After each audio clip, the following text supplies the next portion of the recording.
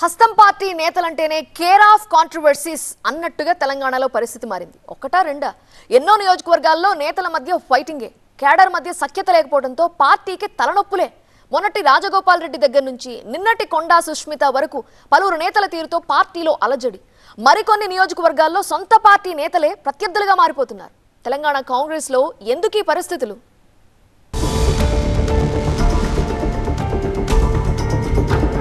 తెలంగాణలో 10 ఏళ్ల తర్వాత కాంగ్రెస్ పార్టీ అధికారంలోకి వచ్చింది.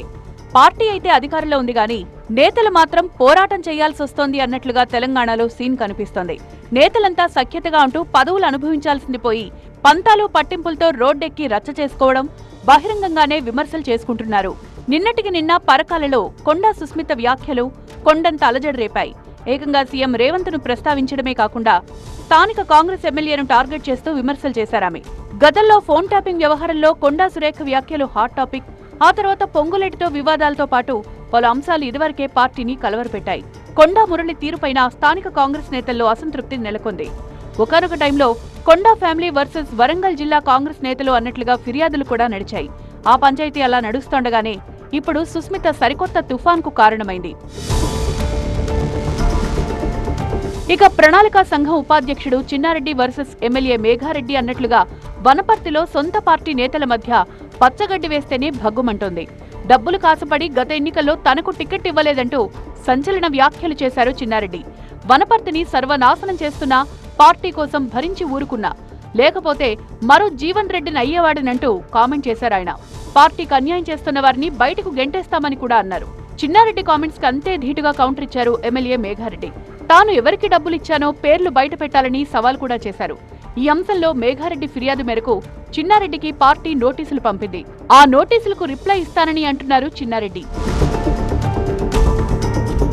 ఇక మునుగోడు ఎమ్మెల్యే రాజగోపాల్ రెడ్డి తీరు టాక్ ఆఫ్ ది స్టేట్. ఏ అంశం మీదైనా ముక్కుసూటిగా మాట్లాడే స్వభావం. తప్పు జరిగితే పార్టీ నేతలను సైతం బహిరంగంగానే విమర్శిస్తూ వస్తున్నారాయన. మంత్రి పదవి రాలేదని అసంతృప్తి, నిధులు సరిగా ఇవ్వడం లేదనే అసహనంతో సీఎం సహా ఇతర ముఖ్య నేతలందరినీ పలుమార్లు నేరుగానే విమర్శించారు రాజగోపాల్ రెడ్డి.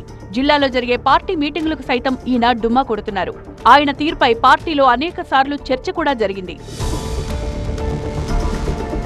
ఇక ఆదిలాబాద్ లో కంది శ్రీనివాసరెడ్డి వర్సెస్ సంజీవరెడ్డి వర్గంగా సీన్ మారింది.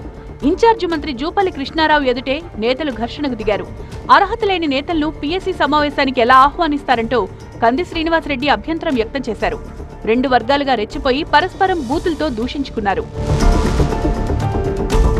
హైదరాబాద్ ఎల్బీనగర్ నియోజకవర్గ ఇన్ఛార్జ్ జక్కిడి ప్రభాకర్ రెడ్డిని క్రమశిక్షణ కమిటీ సస్పెండ్ చేస్తూ ఉత్తర్వులు జారీ చేయడంతో ఆయన ఏకంగా గాంధీ భవన్ కు వెళ్లి ఆందోళన చేశారు. కొందరు నేతలను కులాల పేరుతో దూషించారనే ఆరోపణలు రావడమే దీనికి ప్రధాన కారణం. దీనిపై కాంగ్రెస్ పార్టీ రాష్ట్ర క్రమశిక్షణ కమిటీ విచారణ జరిపి నిబంధనలను ఉల్లంఘించారని నిర్ధారించుకున్న తర్వాత ఈ కఠిన నిర్ణయం తీసుకుంది. ఈ నిర్ణయాన్ని వ్యతిరేకిస్తూ తన వర్గంతో గాంధీ భవన్ ఆవరణలో నిరసనకు దిగారు జక్కిడి ప్రభాకర్ రెడ్డి. మధుయాష్కి ఇన్ఫ్లుయెన్స్ తో టికెట్ తెచ్చుకోవడమే కాకుండా కుల మతాల మధ్య చిచ్చు పెట్టారనేది జక్కిడి ఆరోపణ. ఆ మధ్య తుంగతుర్తి కాంగ్రెస్ లో జరిగిన వర్గపోరు అంతా ఇంతా కాదు. ఎంపీ చామల, ఎమ్మెల్యే మందుల సామేల్ మధ్య జరుగుతోన్న రచ్చ గురించి విచారించేందుకు జగ్గారెడ్డి ఆధ్వర్యంలో కమిటీని కూడా వేసి ఎంక్వైరీ చేయించింది కాంగ్రెస్. ఆయన నివేదిక కూడా పార్టీకి అందింది. బాన్స్వాడలో పాత కాంగ్రెస్ కొత్త కాంగ్రెస్ అంటూ ఫైటింగ్ నడుస్తోంది. పోచారం శ్రీనివాసరెడ్డి వర్సెస్ ఏనుగు రవీందర్ రెడ్డి అన్నట్లుగా పోరాటం నడుస్తోంది. బాన్స్వాడ వివాదంపై పోచారాన్ని వివరణ కోరామని ఆయన ఇప్పటికే విచారం వ్యక్తం చేశారన్నారు మహేష్ గౌడ్. పాత వారికే పార్టీలో ప్రాధాన్యత ఉంటుందనే క్లారిటీ కూడా ఇచ్చారాయన. పోచారం గారితో మాట్లాడడం జరిగింది. వారు కూడా తన ఆవేదనని వివరణ ఇవ్వడం జరిగింది. నిన్న బాన్స్వాడ నుంచి వచ్చినటువంటి పాత కాంగ్రెస్ నాయకుడు కలవడం జరిగింది. మీరు ఇటీవల చూస్తుంటారు, సొసైటీలు కానీ, టెంపుల్ కమిటీస్ కానీ, మార్కెట్ కమిటీస్ కానీ నియామకంలో 70% పదవులు. ఒకవేళ ఒక నియోజకవర్గం 20 సొసైటీలు ఉంటే దాంట్లో 14 సొసైటీలు పాత కాంగ్రెస్ ఏళ్ల తరబడి కాంగ్రెస్ పార్టీ కోసం సేవలు అందించే వారికి ఇవ్వడం జరుగుతుంది. అక్కడ ఉన్నటువంటి స్థానిక నాయకులు ఒప్పుకోకపోయినా ఇది పార్టీ విధానం. కొత్త కలయిక, పాత వారికి ఎక్కువ ప్రాధాన్యత ఉంటుంది. వారితో పాటు కొంత కొత్త వారిని కలుపుకొని పోతాం. ఇది పార్టీ విధానం. ఇక గద్వాల, గజ్వేల్, మంచిర్యాల, సిద్దిపేట సహా పలు నియోజకవర్గాల కాంగ్రెస్ నేతల మధ్య కూడా అంతర్యుద్ధం నడుస్తోంది. ఆయా వివాదాలకు పార్టీ ఎలాంటి పరిష్కారం చూపుతుందో చూడాలి మరి.